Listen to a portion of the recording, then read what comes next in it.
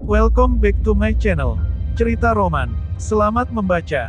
Jangan lupa like, komen, share, dan subscribe. Novel Menantu Dewa Obat.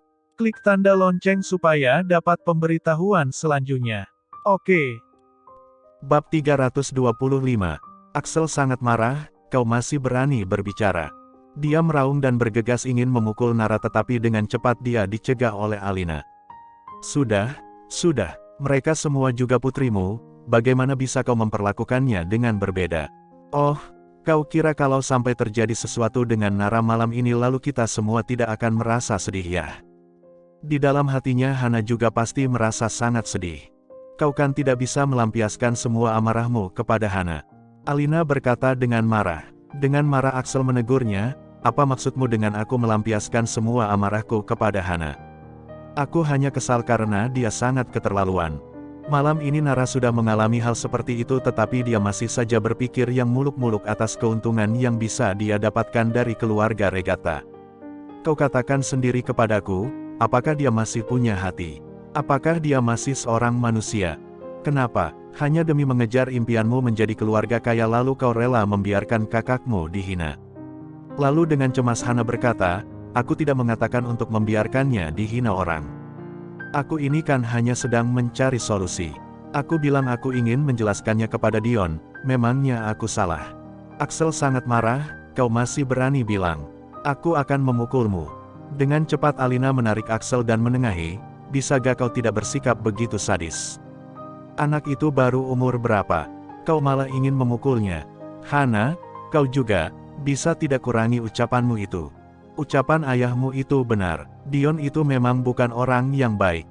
Tidak perlu mengatakan apalagi kepadanya. Sudahlah lupakan saja, kita memang tidak berjodoh dengan keluarga Regata. Masalah Nara kali ini adalah bukti yang cukup baik. Hana, lain kali kau tidak boleh membahas hal ini lagi ya. Hana cemberut dan menunjukkan ekspresi kesal lalu berkata, tidak boleh membahas yang tidak boleh membahas. Tetapi, aku merasa ucapanku itu tidak salah. Ayahku memang terlalu keras. Axel langsung meraung dengan marah. Aku memang keras, memang kenapa? Keluar kau dari sini. Hana juga merasa kesal dan berkata, keluar ya keluar. Selama ini kau juga selalu begitu, tidak pernah mau mendengarkan ucapan orang lain. Lalu Hana bergegas dan Hiro buru-buru mengikutinya. Kemudian Hana turun ke bawah dan berkata dengan marah, Hiro, coba kau katakan, benar enggak kata-kataku itu? Hiro tampak tidak enak hati. Hana, sebenarnya, aku pikir. Lalu dengan marah Hana berkata, kau pikir, apa maksudmu hah? Aku tanya, menurutmu ucapanku itu benar enggak? Dengan tak berdaya Hiro hanya bisa menganggukkan kepalanya dan berkata, iya, kau benar. Hana lalu berkata dengan kencang, memang benar kok. Masalah kali ini semua gara-gara si Reva itu. Jika bukan karena si Reva itu, bagaimana mungkin Dion tidak akan menyukai kakakku? Ayahku itu memang sudah tua dan linglung. Dia tidak membolehkan orang berbicara pula. Aku tidak puas. Aku harus membuktikan kepadanya siapa yang benar dan siapa yang salah sebenarnya. Hiro tertegun sejenak, apa yang akan kau lakukan? Dengan kencang Hana berkata, aku mau mencari Dion. Aku mau menjelaskan kepadanya secara pribadi dan memberitahukan kepadanya bahwa kita benar-benar tidak ada hubungannya dengan Reva. Aku akan membuktikan kepada papaku yang idiot itu bahwa aku benar. Hiro tercengang, Hana, kau jangan melakukan hal-hal bodoh. Dion itu bukan orang baik. Hana marah, kau juga berkata seperti itu. Menurutmu aku juga salah, kau juga tidak percaya kepadaku. Hiro merasa tidak enak hati dan berkata, tidak, aku percaya kepadamu, tetapi. Hana langsung marah dan berkata, tidak ada tetapi-tetapian. Kalau kau percaya kepadaku maka kau harus mendukungku. Ayo pergi mencari Dion bersamaku dan menjelaskan semuanya dengan jelas. Kalau kau tidak percaya kepadaku juga tidak apa-apa. Kau pergi saja dari sini dan kedepannya jangan muncul lagi di depanku. Kita cerai saja. Mata Hiro langsung melebar. Sudah begitu keras kepala lalu masih tidak mengizinkan orang berbicara juga. Tetapi Hiro juga benar-benar tak punya pilihan. Sejak keluarga Su mendapatkan kembali perusahaan farmasi Su, sikap Hana semakin mendominasi. Dia benar-benar tidak berani melawan Hana sekarang. Jangan lupa like dan subscribe agar admin lebih semangat untuk menyajikan kontennya. Bab 326. Villa mewah di pinggiran utara. Ini adalah kediaman keduanya Dion di kota Carson. Ada puluhan pengawal di villa itu yang ditugaskan oleh keluarga Regatta untuk menjaganya. Setelah melarikan diri dan pulang ke villa ini, akhirnya Dion menghela nafas lega. Sembari minum dengan santai dan duduk santai di ruang tamu, Dion mengirim seseorang untuk menyelidiki tentang Reva. Tiba-tiba ada seorang anak buahnya datang melapor, "Tuan Muda Regatta, ada seorang wanita bernama Hana datang mencari kita dan berkata ingin bertemu denganmu." Dion langsung mengerutkan keningnya. "Hana? Si wanita jelek itu. Mau apa dia?" "Anak buah Dion, dia bilang dia ingin meminta maaf kepadamu secara pribadi dan menjelaskan tentang apa yang terjadi malam ini." Dion berpikir sejenak lalu berkata, "Panggil seseorang untuk membawanya masuk." Tak lama kemudian, Hana dibawa menghadap Dion. Begitu melihat Dion, Hana langsung berkata, "Tuan Muda Regatta, aku benar-benar minta maaf atas apa yang terjadi malam ini. Aku tahu Anda memiliki sedikit salah paham dengan keluarga aku. Tujuanku ke sini ingin menjelaskan mengenai masalah keluargaku kepadamu. Sebenarnya, kami sama sekali tidak ada hubungan apapun dengan Reva. Harapan terbesar kedua orang tuaku itu adalah agar dia segera bercerai dengan kakakku. Selain itu, meskipun dia telah menikah dengan kakakku selama bertahun-tahun tetapi hubungan mereka hanya status suami istri di atas kertas saja, sama sekali tidak ada hubungan suami istri yang nyata. Jika Tuan Muda Regatta tidak percaya boleh pergi mencari tahu." Dion mendengus dingin. Hana ini benar-benar datang kepadanya untuk menjelaskan. "Kalau begitu, berarti aku sudah salah paham dengan kalian. Itu sedikit memalukan. Begini saja, bagaimana jika kau meminta kakakmu datang ke sini dan aku akan meminta maaf kepadanya secara langsung?" Sambil berkata Dion tertawa. Hana menggaruk kepalanya dan berkata, "Tuan Muda Regatta, aku khawatir kakakku tidak bisa datang. Meskipun dia sudah meminum penawarnya tetapi badannya masih lemah dan sedang beristirahat di rumah. Bagaimana jika diganti hari lain?" "Dion, oh, apakah Reva yang merawatnya di rumah?" Hana segera menggelengkan kepalanya. "Bagaimana mungkin? Kedua orang tuaku sama sekali tidak suka dengan Reva. Mereka langsung mengusirnya ketika sampai di rumah. Sekarang hanya kedua orang tuaku saja yang merawat kakakku di rumah." Sekelebat cahaya terang melintas di mata Dion. Jika Reva berada di samping Nara, akan sulit baginya untuk melakukan sesuatu. Tetapi jika Reva tidak ada di sana semuanya akan menjadi lebih mudah. Diam-diam dia mengedipkan mata kepada anak buah di sebelahnya dan anak buahnya itu langsung mengerti dan segera pergi. Hana masih tidak tahu apa yang terjadi dan dia masih terus di sini untuk menjelaskan situasinya kepada Dion. Setelah setengah jam lebih, anak buah Dion kembali dengan memar di seluruh wajah mereka. Dia mencondongkan badannya dan berbisik beberapa patah kata di telinga Dion. Setelah itu Dion langsung menggebrak meja dengan sangat marah. "Dasar jalang, beraninya kau berbohong kepadaku. Keparat, kau benar-benar menganggap aku sebagai orang bodoh." Hana langsung tercengang. "Tuan Muda Regatta, ada apa denganmu? Siapa yang berbohong kepadamu?" Dion sedang sangat marah sehingga dia langsung menendang wajah Hana dan memaki, "Masih berani tanya siapa, dasar brengsek. Selain kau, siapa lagi yang ada di sini? Dasar jalang. Hana, bagaimana mungkin aku berbohong kepadamu? Tuan Muda Regatta, yang aku katakan itu semua memang kenyataan. Kami benar-benar tidak ada hubungan apapun dengan Reva." Dengan marah Dion memaki, "Kentut. Bukannya kau bilang Reva sudah diusir? Mengapa masih ada orang-orangnya yang berjaga di depan rumahmu?" Hana tampak bingung. Apa maksudmu?" Dion semakin marah. "Kau masih mau berlagak bodoh di depan aku? Barusan aku mengirim anak buahku ke rumahmu tetapi mereka langsung dihajar ketika sampai di kompleks perumahanmu. Kau lihat bagaimana penampilan mereka setelah dihajar itu."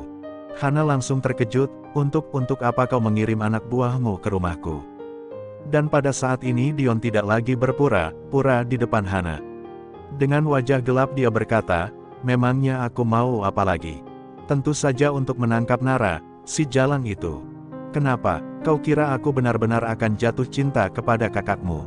Aku sudah bilang, tidak ada gunanya kau menjelaskan apapun kepadaku. Aku hanya ingin membunuh Nara lalu membunuh Reva. Keparat, saat berada di ibu kota provinsi aku sudah mempermainkan begitu banyak wanita sampai mati tetapi tak ada satupun yang gagal.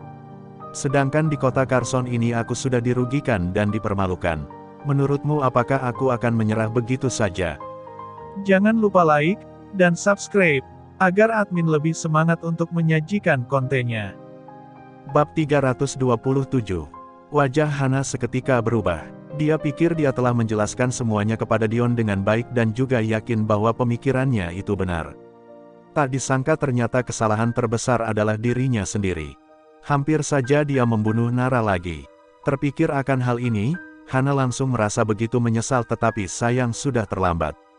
Akhirnya dia mengerti bahwa Dion adalah iblis dan tak ada gunanya dia menjelaskan apapun kepadanya.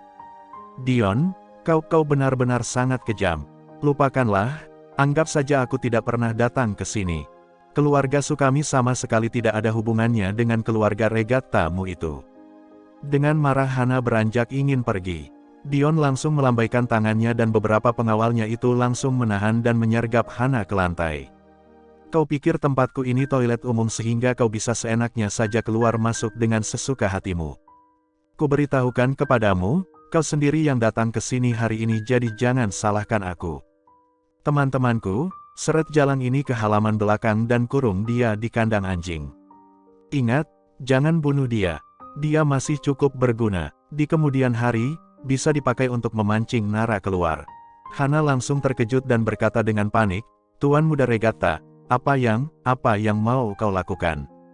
Apa hubungannya dendam di antara kau dan Reva itu denganku? Aku tidak pernah melakukan apapun. Dengan tidak sabar Dion melambaikan tangannya dan berkata, jangan banyak bacot. Memangnya aku masih perlu alasan untuk membunuh seseorang? Dasar brengsek, orang yang tak punya otak sepertimu memang pantas mati. Ngomong-ngomong, kalian seret dia ke belakang.